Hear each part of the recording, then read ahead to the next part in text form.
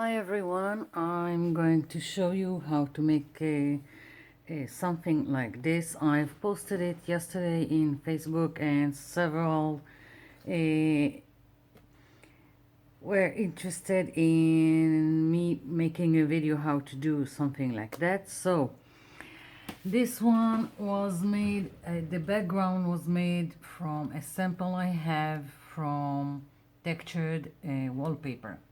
I have this book of samples of wallpaper that a friend gave me, and one of them I will show you is, let's see, where is it? Never mind the color, but mine was this one, only with light blue, and I covered it with gesso and worked on it until I got the result I wanted. So, moving it aside, not everyone has a textured wallpaper, but it can be achieved very simply in other means. So, I'm going to move this aside for now. I've already made a video in the past about making texture on your background with gesso. This is with gesso, and it's only smearing a nice coat of gesso on your page.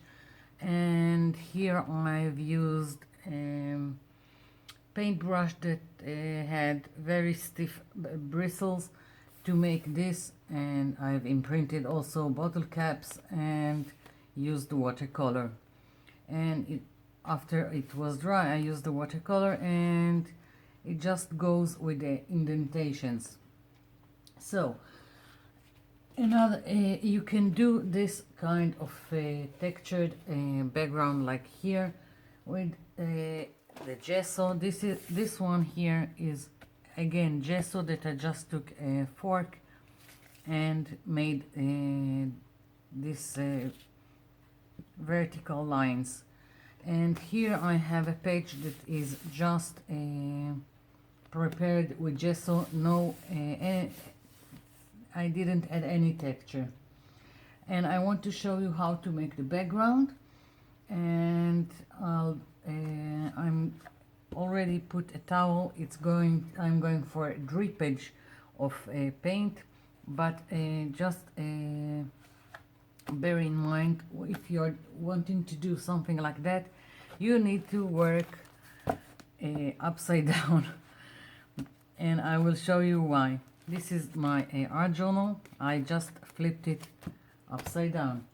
So beginning, let's I've got here the textured one, and I've got here only with gesso, and I want, this time instead of black, I used black with my tree. Now I want to use this dark purple. You need it to be a little bit wet, a little bit runny, so you can work with it. And let's see.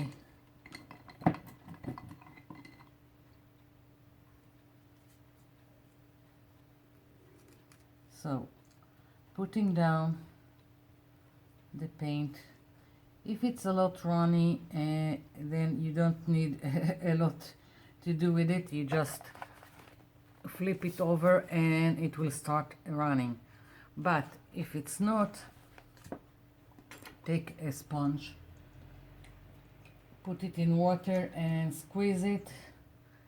Start blending between the white area and the where you put the purple. I'm adding purple here. I want it more pronounced at the here. And now for the messy part.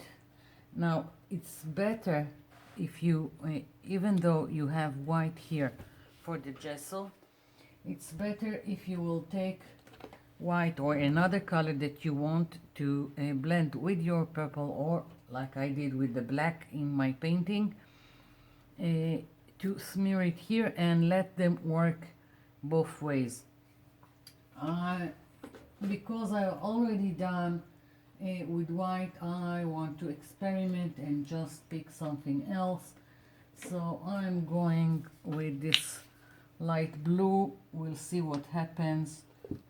Especially that I know this one that I bought in some cheap store, the pigment is not so great, so I don't care to just try and incorporate it and see what happens with it. Again, water, and here I'm going to put down a lot more, like so. Taking this,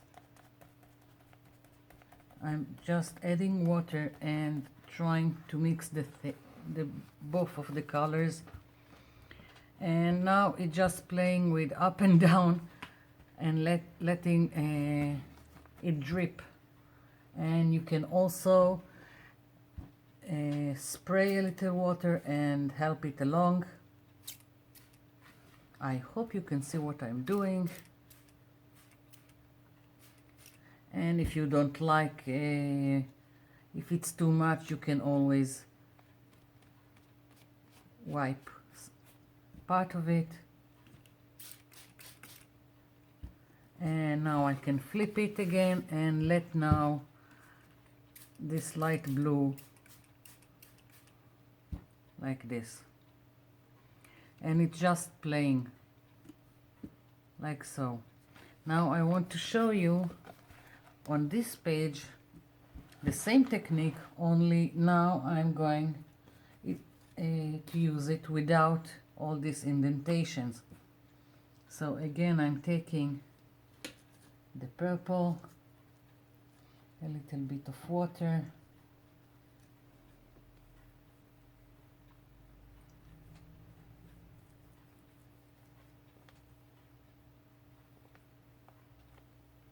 nice coat of purple. I'm going to put down this. Let's see, I need another brush.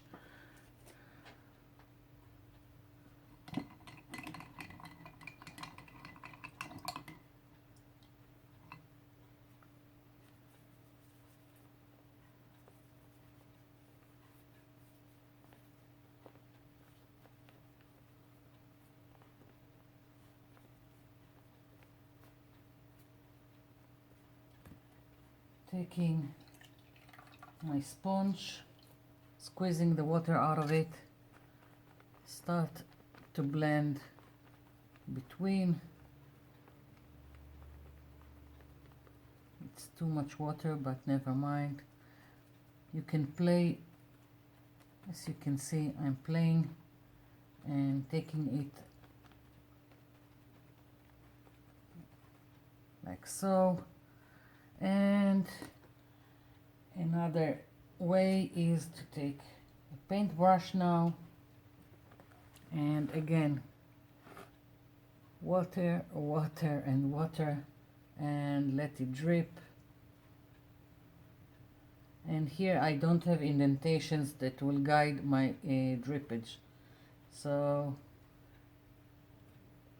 it's another kind of effect with the same technique.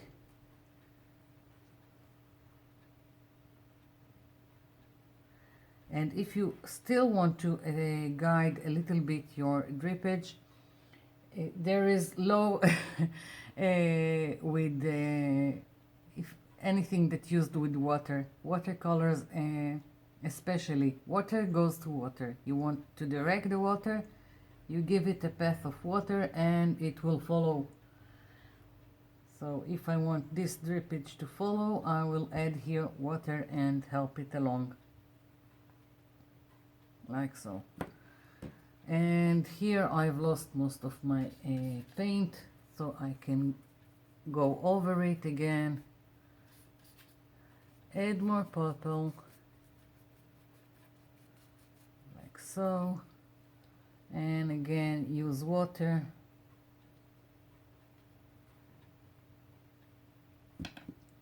Like so. And again flipping it over until I get what I want. So this is the technique, and moving along I'm putting it aside, and I want to show you the technique plus also how I made the tree, which is really easy, and it's a nice technique. I just need to bring the stuff for making the tree, and I'll be back. I'm back. So I've got here a nice, I don't know, cardboard, like something from a cereal box, and this time I don't want to do vertical, I want to do something more flowy, and I'm not going to use my gesso, I'm going to use wool compound. My gesso is a little bit runny, and I had to wait a long time until it dried, the one that I showed you an example with the vertical lines. So I'm using a wool compound. I've already done in the past things with a wool compound, and also you can use wood filler. It works great, and I'm just putting down nice coat of the wool compound on my page or whatever. It can be done in your art journal, it can be done on canvas. I've done this also on canvas, it works. So first I'm just putting down a nice coat, and after I have the nice coat, then I'll make my texture.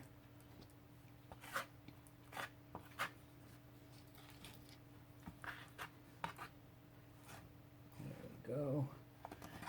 A lot of mess, yeah.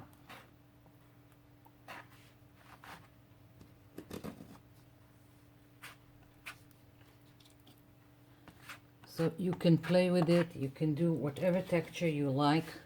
It doesn't even have to be lines. You can do whatever you want, and you can create a lot of movement in the background with the texture, which is what I'm planning to do with this example.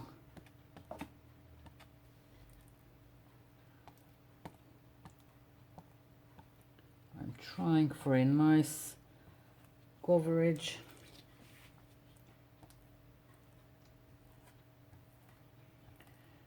Bear in mind that the more you put, the heavier it will be, so you need to think about it. If you're doing it in an art journal, you can't put a lot of wool compound. You need your paper to support all this material. Okay, finished with the wool compound. Moving it aside, and of course I forgot something. I wanted to bring a comb to make the lines. Let's see, I'll try first to do it. I've got this bristly dry brush. I'll try to do it with this, and I want wavy.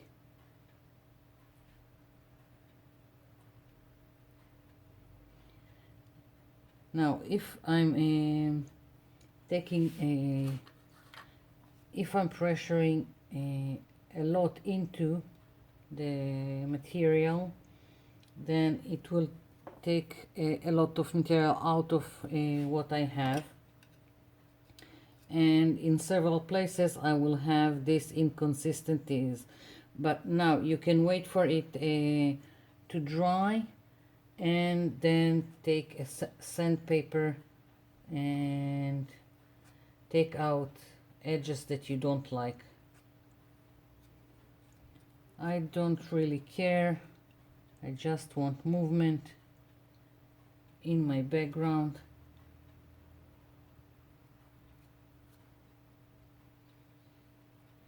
And I can take out the excess if I don't like it, like so. So I'm going to continue with this wavy lines, and once everything will be dry I'll come back. It will take a while. There is a lot of material on top of my cardboard, so it will take some time. So I'll be back. I'm back. It's not dry yet, but another one more tip. As you saw, I had excess of wall compound, and I don't throw anything, so I took one of my brochures, those that I'm always making into an art journal, put down the wall compound like so, and I'm going for to make them into poppies. So here is the excess from the wall compound, and now I just have to wait for this to dry to continue with the painting and showing you how to do the tree. I'll be back. I'm back. So still not dry. It takes a while, and I've got a few cracks here. This is for me being impatient, and I just covered everything now with a gesso to make sure I have a nice base for the paint. And then I thought I already showed you how the drippage is working, and I've already done one with the drippage, so I'm going to try and do something similar, but without a lot of water. And I don't care that it's still wet, because I'm going to use it to my advantage. And I've got here more of the gesso, and I've got here black acrylic paint. So I'm going to start, this is going to be the bottom of my painting. This is going to be the ground, and I want I'm working like this because it's easier for me to go with the flow of the texture like this. Once it's done, I will flip it horizontally. So now I'm going to blend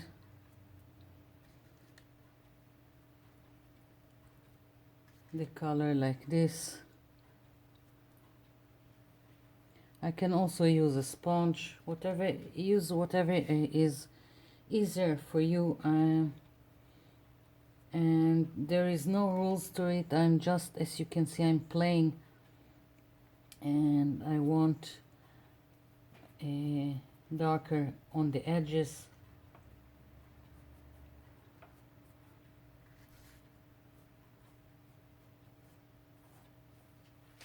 I need more black.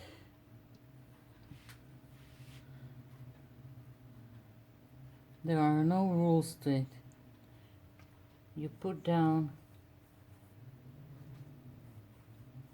your color wherever you want.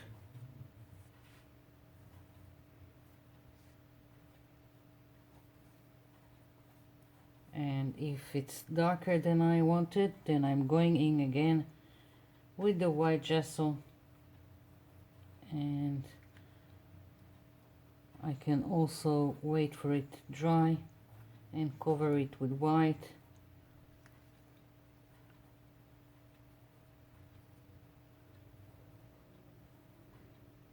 And I can also take a sponge, again wet but not dripping, and let's move this, and I'm trying to remove a little bit of the darker color here.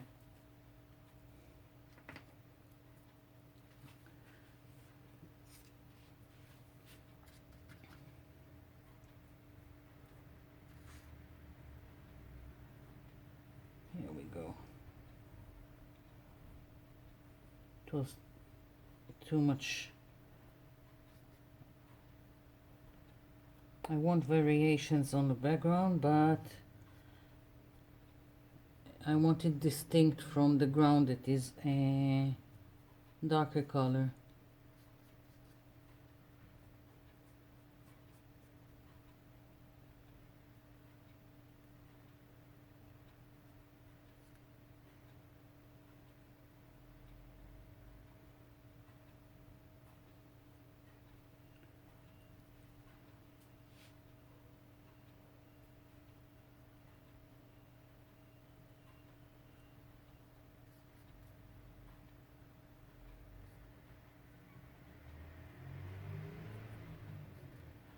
So basically this is my background, which now again I need to let it dry. It's a lot of wet material in one place. Yeah. I'm not known for my patience. And that's it. I should probably stop now with playing with the background. Oops. I'll go over it. Here we go. That's it. Okay, leaving it be. It really needs to dry. I'll be back. I'm back. So now for making the tree. I'm not sure it's completely dry here, but I fear my phone camera is going to die on me. So you can make the tree with a brush, you can make it with a sponge, whatever works for you. I've used both of them. I'm starting by picking the color I want for my tree. The other one was turquoise, and this one I'm going for purple. So I have this dark purple, and I still have white gesso and the black, and I'm going to use those. Now you can either use one color in white and black, or just pick a variation of the lighter variation of the chosen color you have. Like now I will pick lighter purple to put down. You can even use pink if you want. I'm going to go, if I'm going all the way abstract here and fantasy, I will take this kind of pink, and mostly it will get covered, but it's a nice base. So I'm starting to put down the base for my tree, and I want it to go with the motion of my background, like it's blowing in the wind. And as I said, completely abstract. So this is the base for my tree, and I'm picking up now from the purple and work wet on wet, let it blend and let it make other shades. And I've picked now from the white, and as you can see, I'm just playing around until I will like what I see. I'm going with the darker color on the bottom, so will be some kind of shading and like a shadow.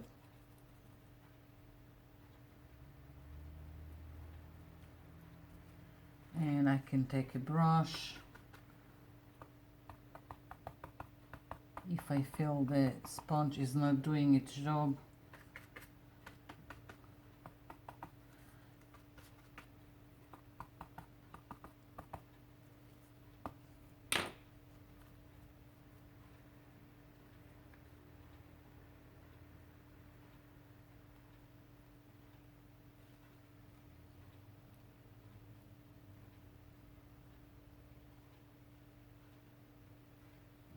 I'm still playing with the general shape of my tree, and now I'm putting down hints of it here on the bottom, like it's falling leaves, and I need more of the pink.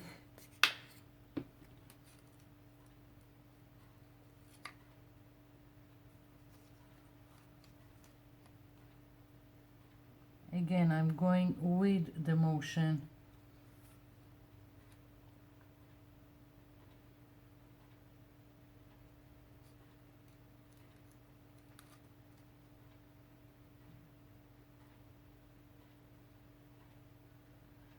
I can also gently put like this. Now I've got leaves in the breeze, and I'm dipping a little bit into the black.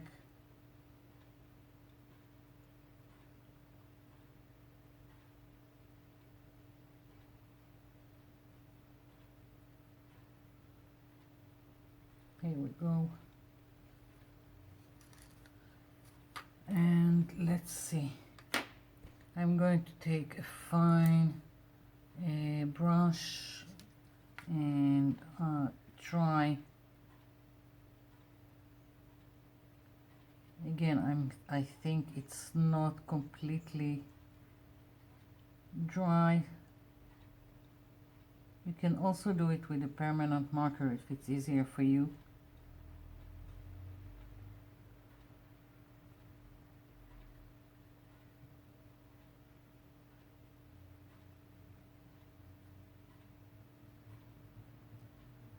So I'm just putting down the trunk of my tree.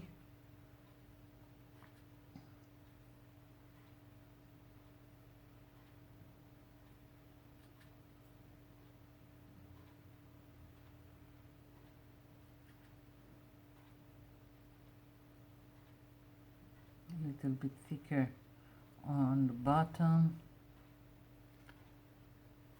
And you can also get in several places, like so, to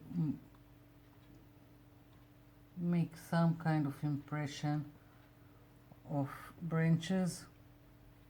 And it's not fine enough, not thin enough, but I'm going to go over it with the sponge again, and just for a little bit of more dimensionality, I'm picking up a little bit of white and going on one side of the trunk with this purple, with this gray.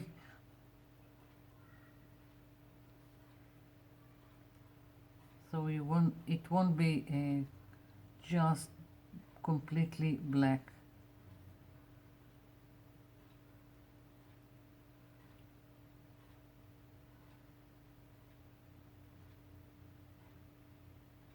Like so, and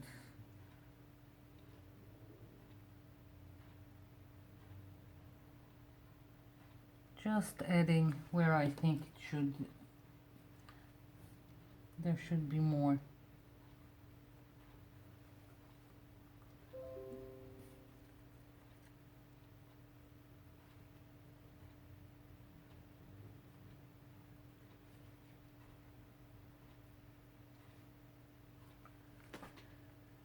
So basically this is it. This is now my tree, and blowing in the wind. A really nice abstract to play with, and I hope you've enjoyed it and that you will try doing your own thing.